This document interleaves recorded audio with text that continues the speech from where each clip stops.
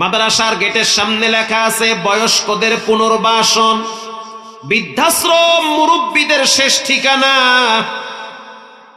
ওস্তাদ তখন বাচ্চাটারে বুকে জড়ায়া কপালে চুমা দিয়া আরো একটা চকলেট দিছে, চকলেট দিতেছে আর তার মুখ থেকে কথা নিতেছে। বাচ্চারা কখনোই মিথ্যা বলে না। মিথ্যা বলে? ও সন্তান, সেই মাদ্রাসায় কি তুমি যাও? বলে মাঝে মাঝে আব্বু আম্মুর সাথে দেখার জন্য যাই, কিন্তু ওস্তাদ আমার দাদা দাদি খুব রাগ করে আমার বাবার সাথে কথা বলে না। আমি যখন ভিতরে যাই তখন আমার দাদি আমারে জড়ায়া ধইরা কপালে চুমা দেয় আর বলে, নাতি, যেই ব্যবহার তোমার আব্বা আমার সাথে করছে সেই ব্যবহার তুমি তোমার মায়ের সাথে কইরো। মাথায় তেল লাগায় দিছে কে? বলে আমার আম্মু। তোমার হাত পায়ের নখ কেটে দিয়েছে কে? বলে আমার আম্মু। সকালবেলা নাস্তা খাইছো? বলে খাইছি। কে খাওয়াইছে? বলে আমার মা। তোমার এই জুতাগুলা কে পরিষ্কার করে দিয়েছে? বলে আমার আম্মু। রাত্রিবেলা যখন কারেন্ট চলে যায় তখন কি এসি চলে? বলে না।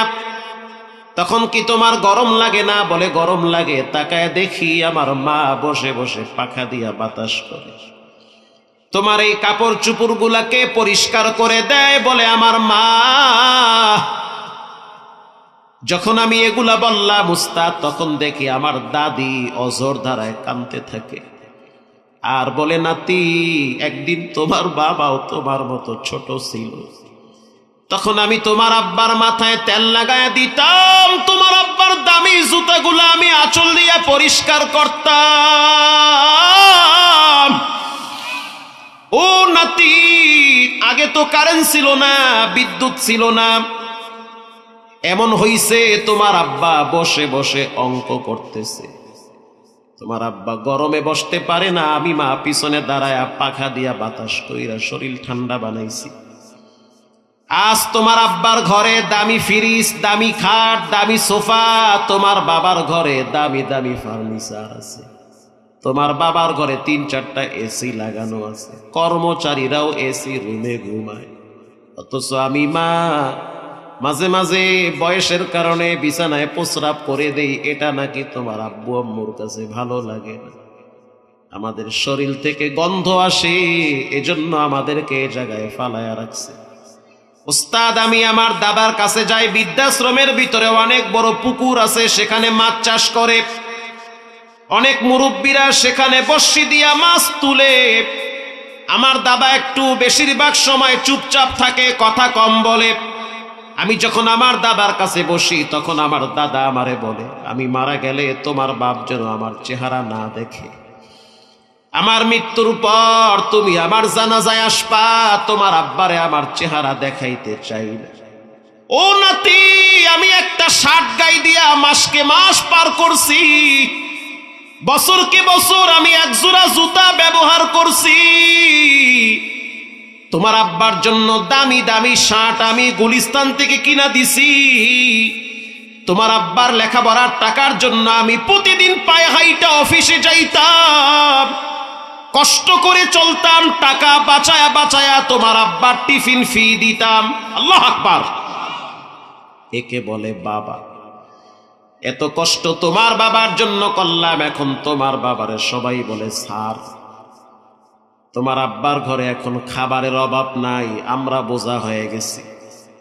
আমাদের গলার আওয়াজ তোমার আব্বার কাছে ভালো লাগে না। তোমার দাদির কণ্ঠের আওয়াজ তোমার আব্বু আম্মুর কাছে ভালো লাগে না। এক সময় এমন ছিল, তোমার আব্বা একটা কথা 100 বার বলতো, রাগ করতাম না, 100 বার উত্তর দিতাম। রাস্তা দিয়া যখন তোমার আব্বারে নিয়ে চলতাম তখন ওই গাছের ভিতরে পাখি বসে থাকতো। তোমার আব্বু বলতো, বাবা ওটা কি? তখন আমি বলতাম, ওটা পাখি। তোমার আব্বু আবার বলতো, ওটা কি? তখন আমি বাপ বলতাম, ওটা পাখি। তোমার আব্বু আবার বলতো, ওটা কি? তখন আমি বলতাম, পাখি। রাগ করতাম না, বেজার হইতাম না। তোমার আব্বু একটা কথা 100 বার বলতো, তখন ছোট ছিল, আমি হজম করতাম, আমি 100 বার উত্তর দিতাম, ওটা পাখি বাবা।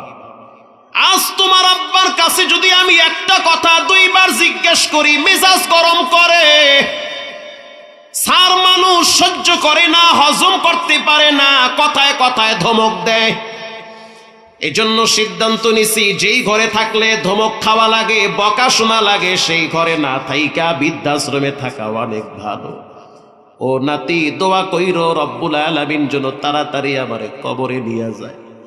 ওস্তাদ বলতে আছে আমি তো চেহারে বসা ছিলাম, শুনতে শুনতে চেহার থেকে নিচে পইরা গেছি, অবাক হয়ে গেছি। আমারও তো আব্বা আছে, বুড়া হয়ে গেছে, বাবার পায়ে তো আমি চুমা দেই। এ কেমন স্যার যে বাপরে বৃদ্ধাশ্রমে ফালায় রাখছে। এবার ওস্তাদ বলতে আছে সন্তান, তোমার দাদার সাথে তোমার বাবা যেই ব্যবহার করছে খুব খারাপ ব্যবহার, আর তোমার আব্বা আম্মা তোমারে মাদ্রাসায় পড়ায়া তোমার কাছ থেকে ভালো ব্যবহারের আশা করে, এটা কোনোদিন হতে পারে না। ঠিক না বেঠিক? এই সন্তান কখনোই মা বাবার সাথে ভালো আচরণ করবে না। সন্তান তুমি আগে তোমার আব্বারে কয়বার মারতা, মায়েরে কয়বার গায়ে হাত দিতে বলে একবার, ওস্তাদ বলে এখন থেকে দিবা 3 বার। ঠিক না বেঠিক? এখন থেকে 3 বার দিবা। সকালে একবার ফিডাবা, দুপুরে আর একবার বাটাম দিবা, সন্ধ্যার টাইমে ফ্রিজ মাথার উপরে ফালায়া দিবা। পারবা? পারমু। টিভি ভাঙ্গা তোমার বাবার মাথায় বাড়ি মারো। যেই ঘরে মা বাবার থাকার জায়গা হয় না, ওই ঘর তো মাটির সাথে গুড়ায় দেওয়া দরকার। আসতে বলবেন না, জোরে বলেন ঠিক না ঠিক? যেই ঘরে মা বাবার জন্য থাকার বিছানা হয় না, তোমার ঘরে দামি একটা ফ্যান, তোমার আব্বার ঘরে ব্রিটিশ পিরিয়ডের ভাঙ্গা ফ্যান টট্টর টট্টর করে ঘোরে। এটা স্টার্ট দিলে মনে হয় টলার স্টার্ট দিছে, টমটম স্টার্ট দিছে। তোমার রুমে দামি একটা বিছানা, চমৎকার খাট, বসলে মনে হয় শুয়ে পড়ি। আর তোমার 80 বছরের বাবার রুমে ভাঙ্গা একটা খাট, ওটা শক্ত হয়ে আছে। ও সন্তান, আল্লাহ বলেন ওয়ালা তানহারুহুমা, খবরদার মাথায় ঝাঁকি দিয়া কথা বলবা না। ওয়া কুল লাহুমা কাওলান কারীমা, মা বাবার সাথে ভালো আচরণ করবা, মিষ্টি ভাষায় কথা বলবা। কোথায় কথা বলতে বলতে কোথায় চলে আসলাম। যেই মা বাবা সন্তানকে রব চিনায় না, রসুল চিনায় না, কোরআন চিনায় না, ইসলাম চিনায় না, যেই মা বাবা সন্তানকে ইনসাফ চিনায় না, জুলুমের বিরুদ্ধে প্রতিবাদ শিখায় না, এক সময় দেখবেন ওই সন্তান মা বাবার উপরে জুলুম করবে। জুলুম করবে। আল্লাহর কসম 100 বার মিথ্যা বললে জিহ্বা আল্লাহ আগুনের কেসি দিয়া কাটবে। বেশি দিন আগের নয়, 17 তারিখের কথা। চট্টগ্রাম একটা এলাকার নাম হইল রাঙ্গুনিয়া। এই যে বয়ান করতেছি, ভিডিও হইতেছে, গোটা পৃথিবীতে ছড়িয়ে পড়বে। মিথ্যা বললে তো মানুষ জুতা আমার পিঠে মারবে। ঠিক না ঠিক? রাঙ্গুনিয়া স্টানের আগের স্টানের নাম হইল নোয়াপাড়া। কি পাড়া? নোয়াপাড়া। একবার নামাজের জন্য ঢুকলাম, ঢুকার পরে দেখলাম বিশাল মসজিদ, 3-4টা বড় বড় বিল্ডিং। বুঝতে পারলাম এটা হলো বয়স্কদের পুনর্বাসন। নামাজ পড়ার পর বের হইলাম, তাকায় দেখলাম দাড়ি চুল সব পেকে গিয়েছে, চোখের ভুরুগুলা মনে হয় নিচের দিকে ঝুলে পড়েছে। বৃদ্ধ এক মানুষ হাতে তসবিহ হাঁটতেছে আর জিকির করতেছে।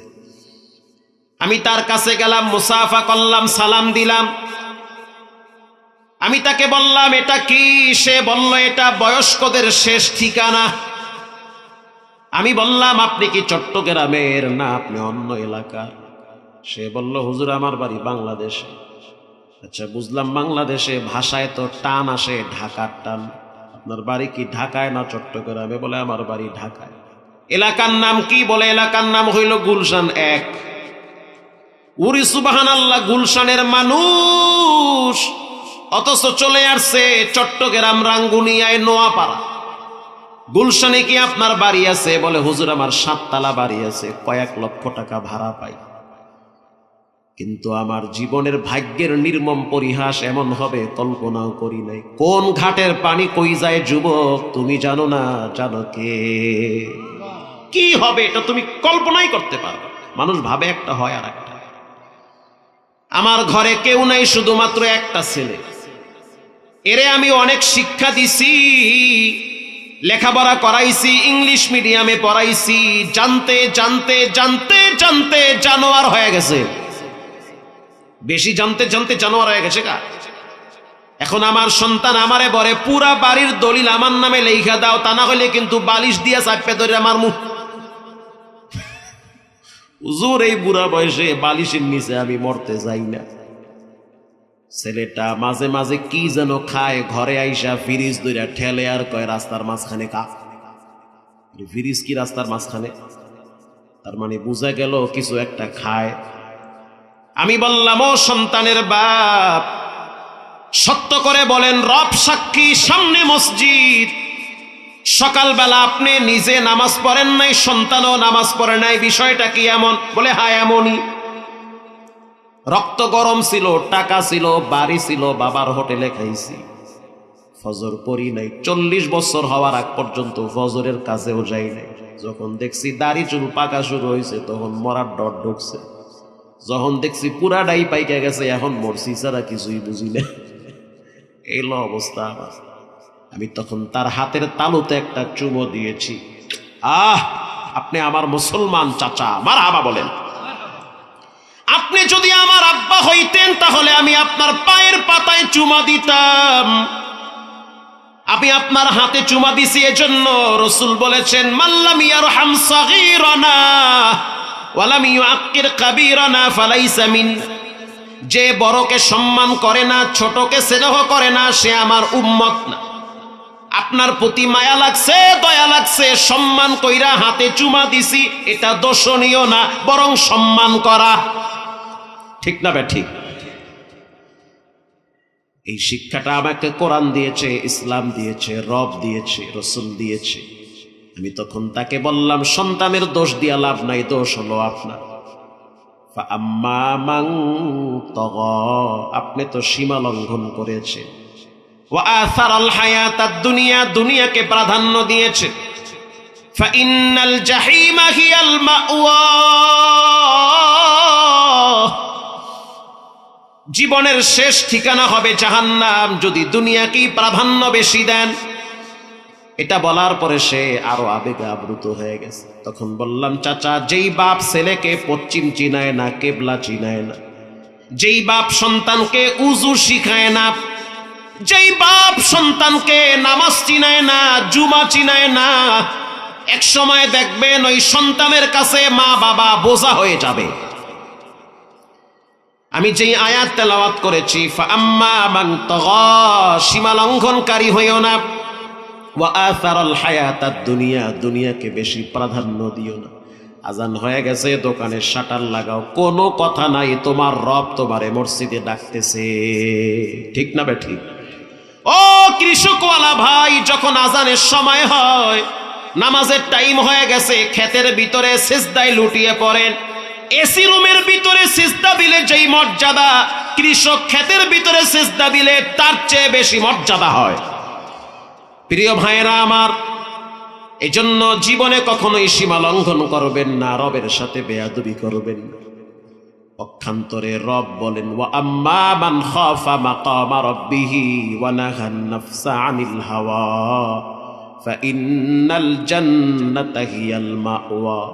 আল্লাহ বলেন, বান্দা যারা আমার সামনে দাঁড়াইতে ভয় পায়, এজন্য গুনাহ করে না, গুনার কাছেও যায় না, গুনাহ করলে মনে করে আমার রব আমার দিকে তাকিয়ে আছে, আল্লাহ বলেন তাদের ঠিকানা ফাইন্নাল জান্নাতা হিয়াল মাওয়া।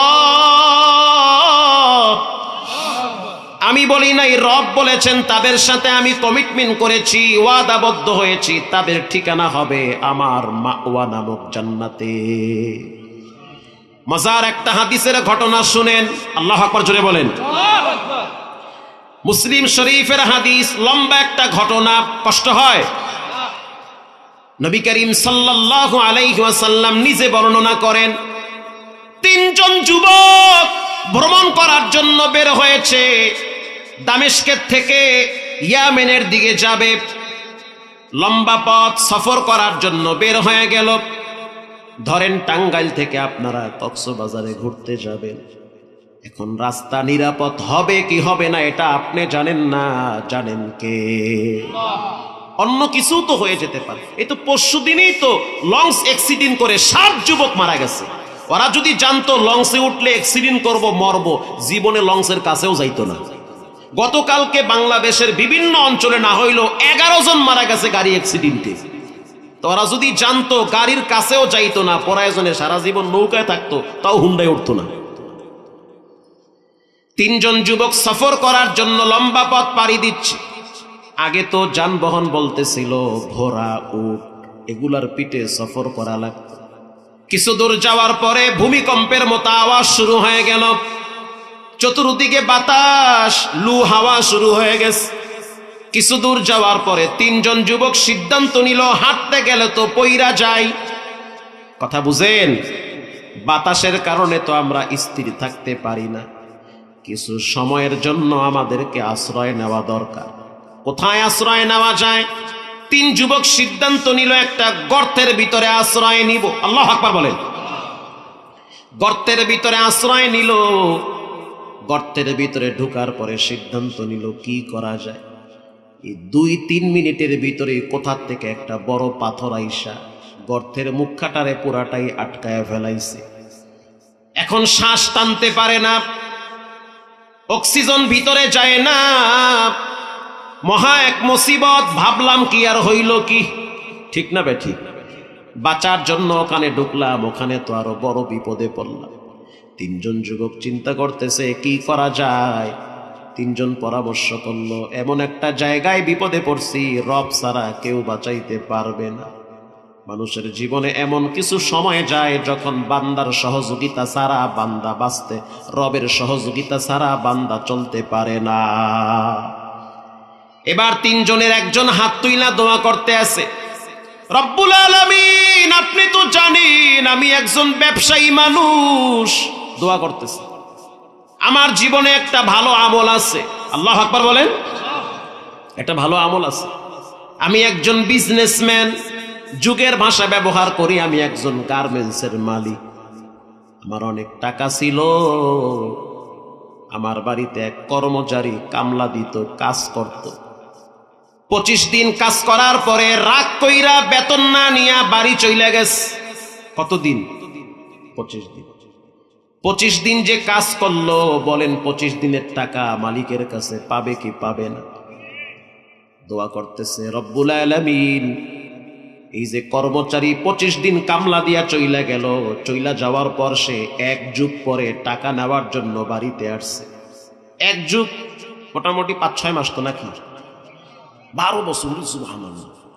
12 বছর পর আইসা বলতে আছে, মালিক রাগ কইরেন না, কষ্ট নিয়েন না, আমার চেহারার দিকে তাকায় দেখেন, আমি আপনার বাড়ির কর্মচারী, কাজ করছি, রক্ত পানি করছি, ঘাম ঝরাইছি, কথা যা ছিল তখন নেই নাই, রাগ করছি, এখন আসছি, আমার পাওনাটা বুঝায়া দেন।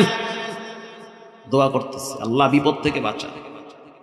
রব্বুল আলামিন আমি তার টাকাটা ব্যবসায় খাটায়া প্রায় 5 কোটি টাকা লাভ করছি। মারহাবা বলেন। এই পুরা টাকা আমি তাকে নেওয়ার জন্য অফার করেছি যে তুমি তো 3000 টাকা পাবা না, তোমার ওই টাকা ব্যবসায় খাটায়া কয়েক কোটি টাকা লাভ হয়েছে, পুরা টাকা তোমার। এই বিশাল বড় বকরির পাল, দুম্বার পাল, ডেইলি ফার্ম সব তোমার জন্য এগুলা। আল্লাহু আকবার বলেন। কর্মচারী বলতে আছে, মালিক আমি কই আছি, দেশে না বিদেশে? কি কোন আপনি? বুঝাইয়া দেন আমি আপনার বাড়িতে আসছি। রব্বুল আলামিন আমি তার সাথে মজা নেই নাই, যতটুকু লাভ হইছে পুরা লাভ আমি তার হাতে যখন তুলে দিছি, তখন তার মুখে আমি কান্নার হাসি দেখছি। মারহাবা বলেন। তার চোখের গোড়ায় আমি পানি দেখছি, সে হাসতে হাসতে কেঁদে দিয়েছে।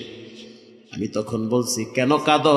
তখন যুবক বলেছিল, আল বুকা মিনাল ফারাহ, অতি সুখে মানুষ কেঁদে দেয়।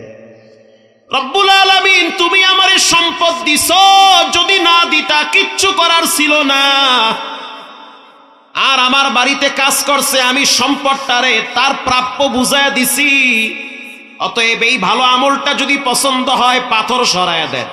নবীজি বলল, বলার সাথে সাথে পাথর একটু ফাঁক হয়ে গেছে, একটু ফাঁকা হয়ে গেছে, একটু 1/3 অংশ সইরা গেছে, ভিতরে হাওয়া বাতাস ঢুকে। এবার দ্বিতীয় যুবক হাত তুলছে, মালিক আপনি তো আমারে চিনেন, আমি আপনার বান্দা, জীবন ভর আমি গুনাহ করছি, গুনাহ করে করে আমার জীবনটারে নাপাক বানাইছি, কিন্তু আমার জীবনে একটা ভালো আমল আছে, দেখেন এটা আপনার পছন্দ হয় কি।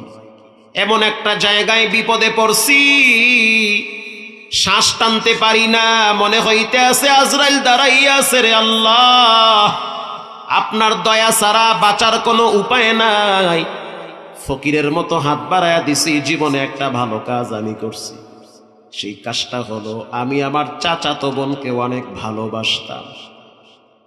আমার চাচাতো বোন দেখতে অনেক সুন্দরী সুশ্রী ছিল, চাচাতো বোন আমাকে ভালোবাসতো। ঘটনাক্রমে একদিন আমি তাকাইয়া দেখলাম চাচাও ঘরে নাই, চাচিও ঘরে নাই। আমি আমার চাচার ঘরে ঢুইকা গেছি। আমার সুযোগ ছিল, পূর্ণ স্বাধীনতা ছিল, চাচাতো বোনের গায়ে টাচ করার জন্য হাতটা বাড়াইছি। তখন আমার চাচাতো বোন বলেছিল, ইন্নী আখাফুল্লাহ, আমি একজনকে সবচেয়ে বেশি ভয় পাই, তিনি হলেন কে? আমার এই দেহে কোনোদিন কোনো পরপুরুষ টাচ করে নাই। যদি আমার শরীরে হাত দিতে চাও তাহলে তুমি আমাকে মোহর দাও, সাক্ষী রাখো, বিবাহের ব্যবস্থা করে দাও, বিশেষ করে মোহরের ব্যবস্থা করে আমার গায়ে টাচ করো, কোনো বাধা নাই। কিন্তু হারাম সম্পর্কের ভিতরে কোনোদিন শান্তি নাই। প্রত্যেকটা হারামের ভিতরে অশান্তি আছে, গোপনে গোপনে রব শাস্তি দিবে। প্রত্যেকটা পাপের ভিতরে রব্বুল আলামিন মানসিক যন্ত্রণা ঢুকায় রাখছে, নীরবে একা একা কান্দা লাগবে। পাপের শাস্তি ডানে বামে আত্মীয় স্বজনরাও পাবে। রব্বুল আলামিন আমি চাইলে তার গায়ে হাত দিতে পারতাম, কিন্তু দেই নাই। হাতটা অর্ধেক নিছি, নেওয়ার পর আবার তোমার ডরে সরাইছি। আল্লাহু আকবার বলেন, আমি সরাই ফেলাইছি। ওই দিন যদি তোমার ডরে এই ভালো কাজটা করি তাহলে পাথর সরায়া দাও। নবীজি বলেন, বলার সাথে সাথে পাথর 3 ভাগ সইরা গেছে। তার মানে এই যুবকের ভালো আমলটা কবুল করেছেন কে? 3 নম্বরের যুবক আল্লাহর দরবারে হাত তুলছে, রব্বুল আলামিন আমি একজন গুনাহগার পাপী, আপনি তো জানেন আপনার পৃথিবীতে কোটি কোটি বান্দা আছে, তার ভিতরে আমি একজন ক্ষুদ্র গুনাহগার বান্দা। রব্বুল আলামিন আল্লাহুম্মা কানা লি আবাওয়ানি শাইখানি কাবীরা, আমার 2 জন বৃদ্ধ বৃদ্ধা মা বাবা আছে। আল্লাহু আকবার বলে, আমি আমার আব্বা আম্মারে বড় ভালোবাসতাম। একদিন একটা গাছ কেনার জন্য নদীর ওই পারে গেছি, আসতে আসতে দেরি হয়ে গেছে। আমার প্রতিদিনের কাজ হলো উটের দুধ দহন করে, বকরির দুধ দহন করে মা বাবারে পান করাই। আমার আব্বা আম্মা আমার উপরে অনেক সন্তুষ্ট আছে। একদিন রাত অনেক হয়ে গেছে, আইসা দেখতেছি মাও ঘুমায় আব্বাও ঘুমায়। আমার কণ্ঠের আওয়াজ পাইয়া আমার বাচ্চাগুলা সজাগ হয়ে গেছে। বাবায় যখন ঘরে আসে, বাবার ঘেরান প্রথম বাচ্চার নাকে লাগে। আল্লাহু আকবার বলেন।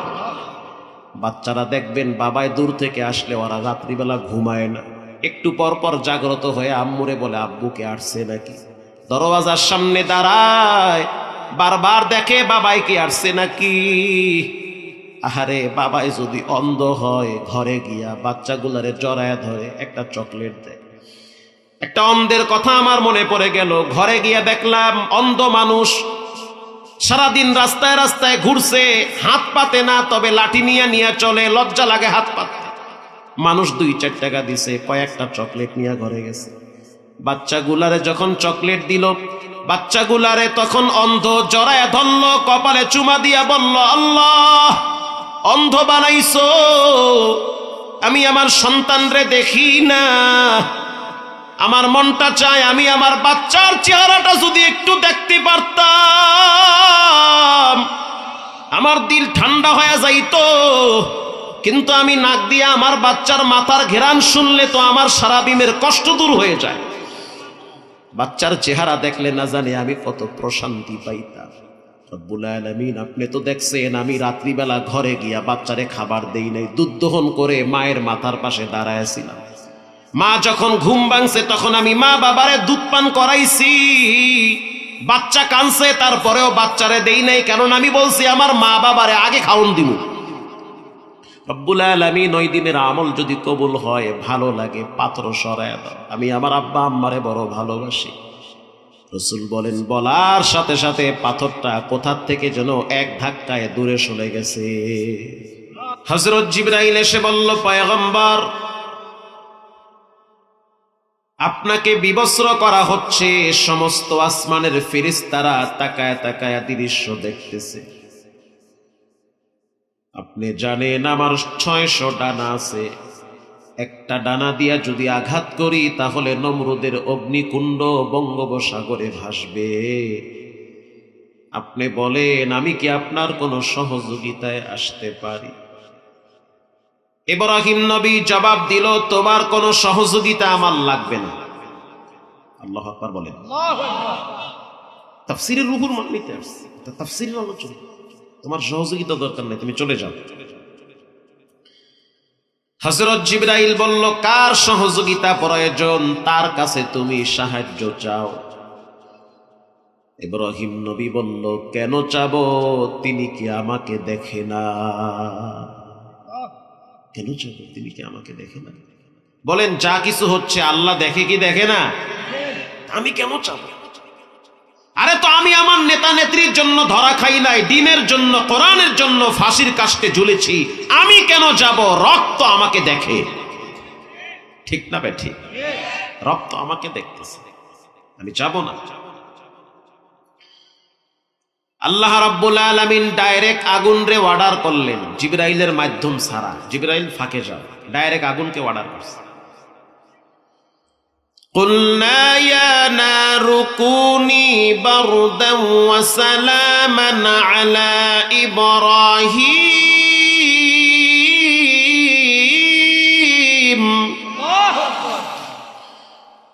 আকে লুৎফে খেশরা ইবহারে গোদ বাখলি নসনারে রাগল জারে কো। আল্লাহ বলল, ইব্রাহিমের জন্য তুমি আরামদায়ক হয়ে যাও, না শীত না গরম, এরকম একটা পরিস্থিতি তৈরি করো। মারহাবা বলো। ইব্রাহিম নবীকে যখন আগুনে ফালানো হয়, তাফসীরের কিতাবে আসছে একটা ছোট্ট ব্যাঙ বারবার প্রস্রাব করে আর লাফ দেয়। ফেরেশতা বলল, ব্যাঙ তুমি কেন প্রস্রাব করো? তোমার এই অল্প প্রস্রাবের পানির দ্বারা তো ইব্রাহিম নবীর আগুন নিভবে না। কি মনে করেন ব্যাঙের প্রস্রাব হয়তো 5 কেজি হবে? 1 কেজি? ও আচ্ছা, আধা কেজি? এর চেয়েও কম। ব্যাঙ বারবার লাফ দেয় আর প্রস্রাব করে। হে ব্যাঙ তুমি কেন লাফ দাও? তোমার এই ছোট্ট পানির দ্বারা, অল্প পানির দ্বারা কোনদিন ইব্রাহিম নবীর আগুন তো নিভবে না। ব্যাঙ যেই জবাবটা দিল, টাঙ্গাইলের মুসলমান, এটা আপনার আমার জন্য শিক্ষণীয়। ব্যাঙ জবাব দিল, যদিও আমার এই অল্প পানি দ্বারা আগুন নিভবে না, কিন্তু আমি ইব্রাহিম নবীর পক্ষে আছি, এটা রবকে দেখাতে চাই। সুবহানাল্লাহর ভলিউম বাড়ায়া দেন। ব্যাঙ থেকে শিক্ষা গ্রহণ করে আমরা নবীদের পক্ষে থাকব, ইসলামের পক্ষে থাকব, কোরআনের পক্ষে থাকব। সর্বশেষ কোরআনের রাজ এদেশে প্রতিষ্ঠিত হোক, আমরা তার পক্ষে আছি ইনশাআল্লাহ। আমি আপনাদের সামনে কোরআনুল কারীম থেকে 3টা আয়াত তেলাওয়াত করেছি। কোরআন হলো ঐশী বাণী, কালামুল্লাহ। কেউ যদি কোরআন পড়তে নাও পারে, সে যেন অন্তত পক্ষে কোরআনটারে বুকে লাগায়। তাও যদি না পারেন, কম পক্ষে কোরআনওয়ালাদেরকে সম্মান করে। তাও যদি না পারেন, নিজের ঘর থেকে একটা সন্তানকে কোরআনের হাফেজ বানান। যেই যুগ আসছে, স্বার্থ ছাড়া কেউ কারো জন্য দোয়াও করতে চায় না। জুমার দিন খতিব সাহেব বলল যে বাকি নামাজ বাদ, দোয়া আছে, সবাই বসবেন। পাবলিক এত চালাক, যদি দেখে তবারক আছে তো বসে, তবারক নাই কেউ বসতে চায় না। ঠিক মানে 100 বার ঠিক। তার মানে আপনার লাগে মাগনা দোয়া করার টাইম নেই। খাওন দাও দোয়া আছে, খাওন নাই দোয়া হলে। এই জন্য আল্লাহর হাবিব বলেন, পরিবারের ভিতর থেকে 2-1 জনকে দিন শিখাও, আলেম বানাও, হাফেজ বানাও। তোমার ইন্তেকালের পর পৃথিবীর কেউ যদি দোয়া না করে, তোমার কলিজার টুকরা তোমার জন্য তাহাজ্জুদ পড়ে দোয়া করবে, আর চোখের পানি ছেড়ে দিয়া বলবে, রব্বির হামহুমা কামা রব্বায়ানি সগীরা। রব্বুল আলামিন, আপনি আমার আব্বাকে আম্মাকে নিরাপদে রাখেন, ভালো রাখেন, যেভাবে আমাকে ছোটবেলায় লালন পালন করেছে। রব্বুল আলামিন, কষ্ট দিয়েন না, তারা আপনার জিম্মায় চলে গেছে, রাগ করে তাদেরকে শাস্তি দিয়েন না। পৃথিবীর সমস্ত আমল মাপা হবে। আনাস ইবনে মালিক রাদিয়াল্লাহু তাআলা আনহু বলেন, একটা আমল মাপা হবে না, ওটার নাম হলো চোখের পানি। চোখের পানির বিনিময় হলো ক্ষমা, চোখের পানির বিনিময়ে জান্নাত। মারহাবা বলেন।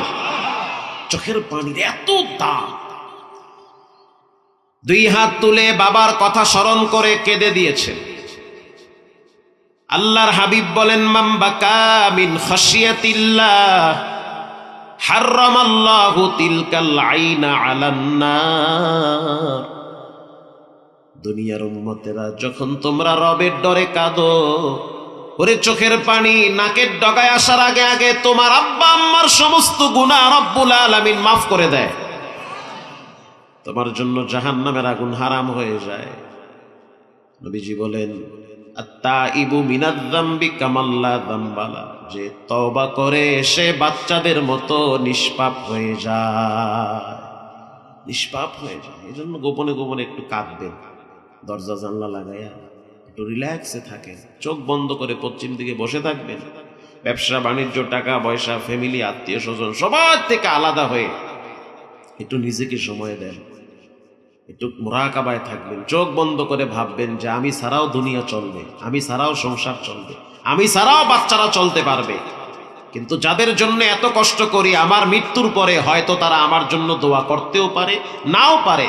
যাদের জন্য রাত দিন পরিশ্রম করে সম্পদের পাহাড় গড়তেছি, এক সময় এমন হতে পারে যে আমি কবরে যাব, তারা আমার সম্পদ নিয়ে মারামারি, কারাকারি, রক্তপাত ঘটাবে। নিজেকে একটু সময় দিন। আল্লাহর হাবিব বলেন, 3টা জিনিস মানুষের জন্য কবর পর্যন্ত যায়। 1 নম্বরে তার সম্পদ কবর পর্যন্ত যায়। 2 নম্বরে তার আত্মীয় স্বজন কবর পর্যন্ত যায়। 3 নম্বরে তার নেক আমলগুলা কবর পর্যন্ত যায় না, তার সাথে কবরের ভিতরেও যায়। দামি একটা মোবাইল কিনছেন, কাপনের সাথে দিয়ে দিবে? দিবে না। দামি একটা গাড়ি ব্যবহার করতেন, সর্বোচ্চ কবর পর্যন্ত যাবে। আল্লাহর হাবিব বলেন, আমলের প্রতি গুরুত্ব দাও। দুনিয়ায় চলতে যেমন টাকার গরম লাগে, চোখ বন্ধ হয়ে গেলে সেদিন নেক আমলের গরম লাগবে। মজার একটা হাদিস মুসলিম শরীফের শুনেন। নবীজি বলেন, ইযা উদিআল মাইয়িতু ফি কবরিহি জাআল কুরআনু ইনদা রাসি। মাহমুদুল হাসান, যেদিন তুমি মারা যাবা, নবীজি বলেন সেদিন তোমার কবরে 4টা জিনিস বন্ধ হয়ে যাবে। 1 নম্বরে তোমার মাথার পাশে নামাজ, কোরআন দাঁড়ায় যাবে। কোরআন দাঁড়ায় বলবে, সাবধান, চাপ দিবা না, শাস্তি দিবা না, আমি কোরআন, তার বন্ধু, আমার সাথে দুনিয়ায় সম্পর্ক ভালো ছিল, কবরে তাকে আমি সেফটি দিয়ে রাখবো। কোরআন দাঁড়ায়, রাসূল বলেছেন কোরআন দাঁড়িয়ে যাবে। উদিআল মাইয়িতু ফি কবরিহি জাল কোরআন, দাঁড়াও কোরআন, একে সেভ করো, নিরাপত্তা দাও। আসসালাতু আন ইয়ামিন, যেভাবে আপনি শুয়ে থাকবেন চেহারা থাকবে কিবলার দিকে, ডান পাশ দিয়া নামাজ দাঁড়ায় বলবে মাটি চাপ দিবি না, আমি হইলাম নামাজ। কষ্ট করে ঠান্ডা পানি দিয়া উযু বানাইয়া এরপরে মসজিদে গিয়া কাঁপতে কাঁপতে সেজদায় লুটিয়ে পড়েছে। অতএব ডান পাশ দিয়া কোনো ধরনের চাপ সৃষ্টি করতে পারবা না। রাসূল বলেন শীতের নামাজ হলো আল্লাহর কাছে সবচেয়ে বেশি দামি।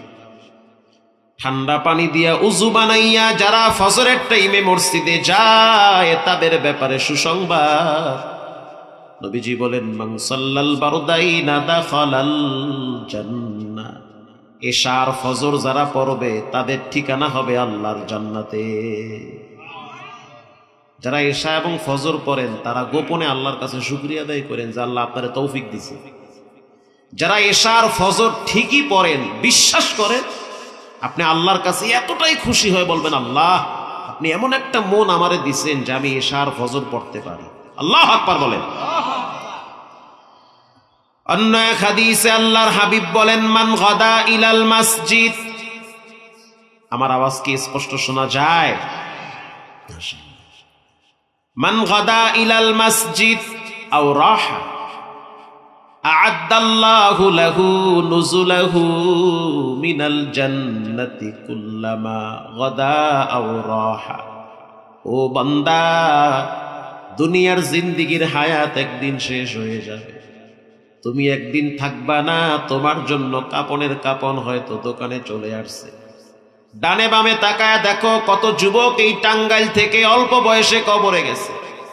তোমাদের কলিজার ভাই, তোমাদের বন্ধু নায়ক মান্না টাঙ্গাইলের সন্তান আমাদের কুয়াকাটায় গিয়া বলেছিল যে এত সুন্দর সমুদ্র দেখতে বড় মজা লাগে, চোখের শীতলতা, দিলের প্রশান্তি, সমুদ্রের আওয়াজ মানুষের কলিজাটাকে ঠান্ডা বানায় দেয়।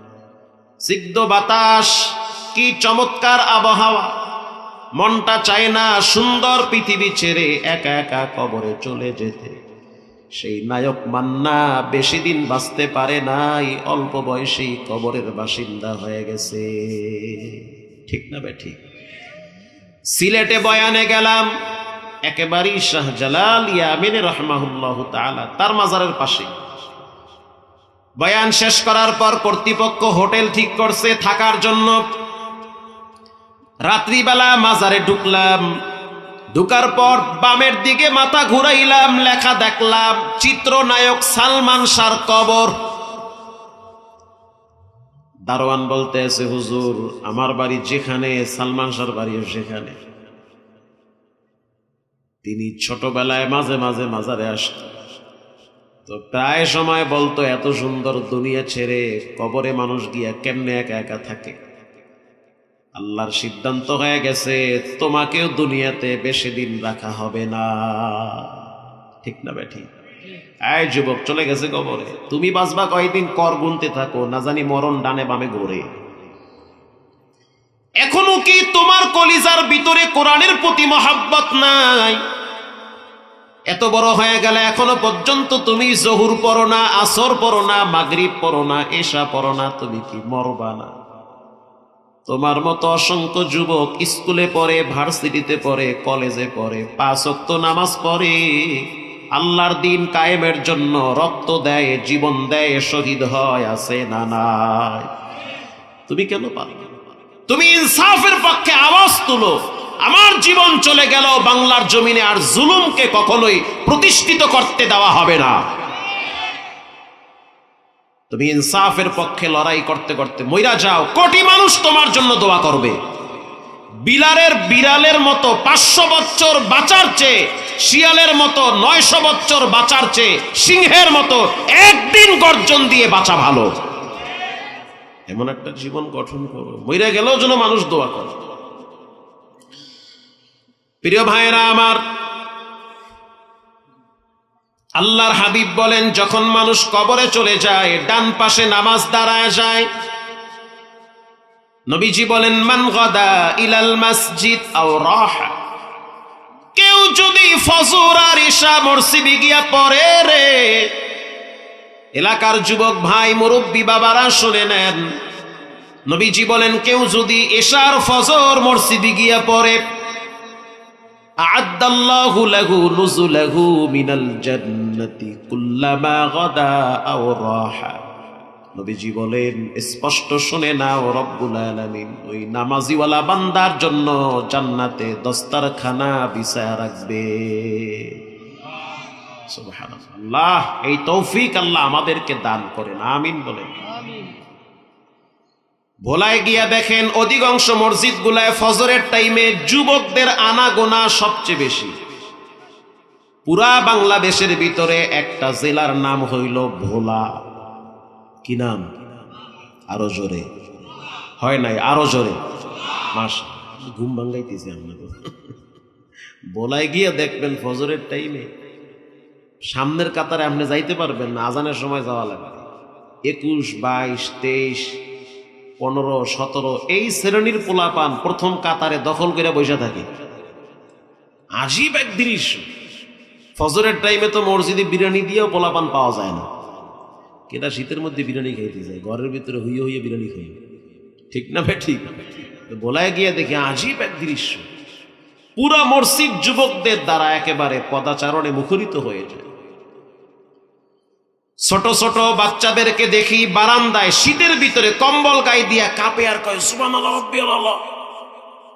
জান আর আয় আর যায়, শীতে কাঁপতেছে ছোট ছোট বাচ্চারা। ফজর পরে মসজিদে গিয়ে তুমি এত বড় একটা ছেলে, রাত 2টা পর্যন্ত মোবাইল টিপার শক্তি হয়, ফজর পড়ার সুযোগ হয় না, বাঁচবা কয়দিন? অন্তর তো মনে হয় নাপাক হয়ে গেছে, হায়াতের জিন্দেগি শেষ হয়ে যাচ্ছে। হাজী সাহেব বললাম, এত সুন্দর পরিবেশ কেমনে কায়েম করলে? এত সুন্দর পরিবেশ কেমনে তৈরি হয়েছে? আমি 2 দিন পর্যন্ত মনে হয় এই 2 দিনে আমি 3 ঘন্টা ঘুমাইতে পারি নাই। আমি এতটাই মানে চাপের মধ্যে আছি। কালকে রাত 3টায় বয়ান করছি মুন্সিগঞ্জে। দিনে করলাম ওইদিকে কোথায় যেন, ঘুম কখন, এই জন্য মাথা ঘুরে। আপনাকে মাথা ঠিক আছে তো? হ্যাঁ, ঠিক থাকে না? আপনারা ঠিক মানে সবই ঠিক, ইনশাআল্লাহ বলেন। ইনশাআল্লাহ। আমি ধীরে ধীরে কথা বলি, আস্তে আস্তে কথা বলি, শেষ পর্যন্ত থাকবেন তো ইনশাআল্লাহ। তৌফিক দান করেন, আরো জোরে বলেন। হাজী সাহেব, ফজরের টাইমে এত মুসল্লি ভোলার মসজিদ গুলায় কেমনে আসে? বলে, হুজুর আমরা ফজরের নামাজের জন্য কমিটি গঠন করেছি। ফজরের নামাজের জন্য কমিটি গঠন করে এক বিরল দৃষ্টান্ত স্থাপন করেছে।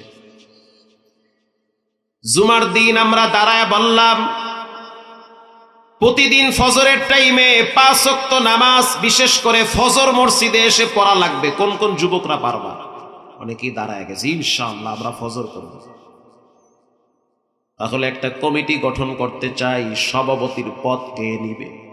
21 বছর বয়সী এক যুবক দাঁড়ায় বলল, এই পদটা আমারে দিয়ে দেন। মারহাবা। কেশিয়ারের পদ কে নিবা? আর এক যুবক মাত্র 19 বছর দাঁড়ায় বলতে আছে, এই পদ আমারে দেন। ফজর পড়া লাগবে, কয় ইনশাল্লাহ প্রতিদিন পড়বো আমি, তারপর আমার এই পদে থাকা লাগবে, দেখি পদের মজা কি।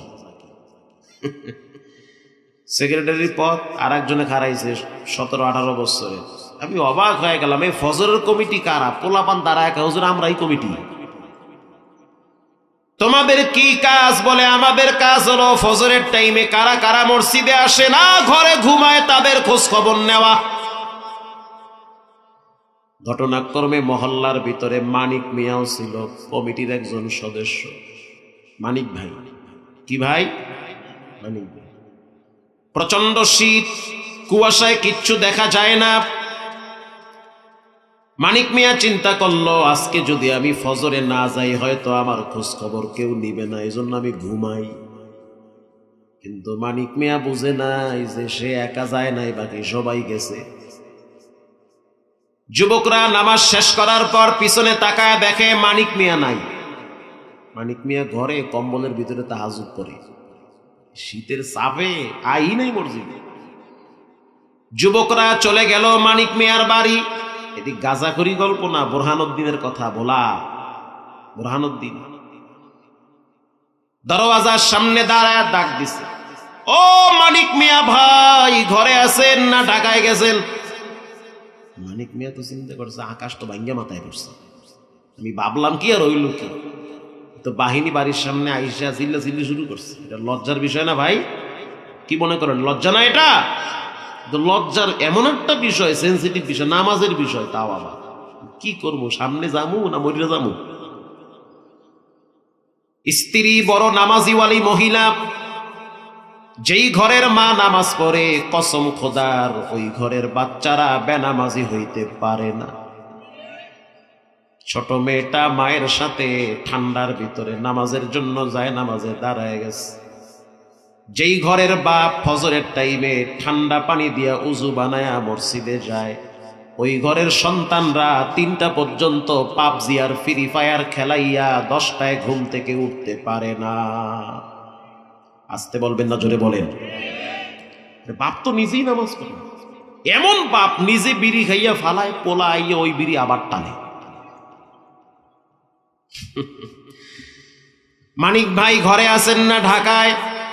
বউ কইতে আছে তাড়াতাড়ি সামনে যাও, মইরা গেলেও তো যাবো না, চেহারা ধুই নাই, ঘরে হইয়া রইছি, আমার বন্ধু বান্ধব সব মসজিদে নামাজ পড়তে গেছে আর আমি ঘুমাই রয়েছি। কামটা করলাম দূর, এটা কাম হইলো একটা, মনে করছি সব মনে হয় ঘুমাই, দেখি সব মসজিদে আমি আল্লাহ ঘুমাই। স্ত্রী বলল গিয়া বলো ভুল হইছে, কালকের থেকে আবার প্রতিদিন ফজর পড়ব। পিছনের দরজা খুললে দাও, আমি চললে যাই, ওদিকে যাই, তোমরা বলবা ঘরে নাই।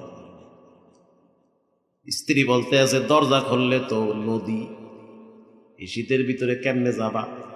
আর এক বিপদ, বিপদ বাড়লো না কমলো? আরো বিপদ।